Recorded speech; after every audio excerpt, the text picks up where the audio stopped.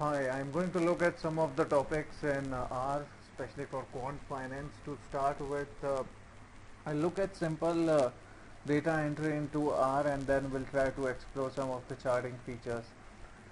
So I am going to some of the examples that I want to talk about. Just before I go there, a lot of things in R is open source, and you can get the data from various websites. Now moving to the next part here, I was searching for how to look for percentile formula.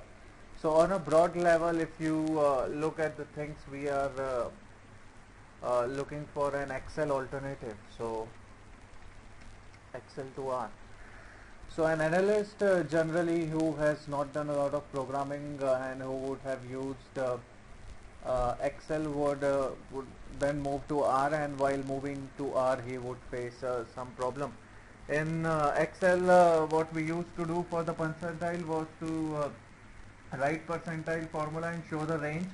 Contrary to that, here in the R we have to use the same idea, but the way in which we get that data into a range is something interesting. So if you have ever heard something about a named range in Excel, you could correlate a variable in R that is having that array. So just remember that array and vectors are ranges with a single dimension.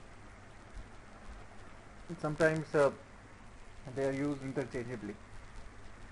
So a percentile formula, here they have taken one row of duration, so I tried to do that. So I found that faithful is one thing that's already given there, and when I just wrote faithful without doing anything, I got these two things. And after that I understood that they are taking a column using $sign. If you look at the quantile formula, we are looking at duration and C, and then we are using the secant thing.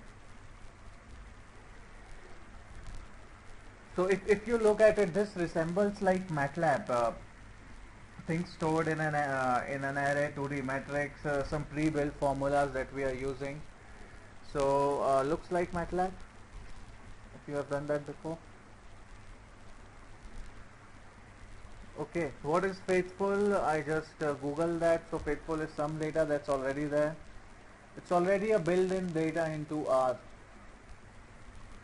So this was about how to use the percentile data. I went ahead and I was searching for bin or to make the chart. So this was an article about starting charts with R, which I'll continue.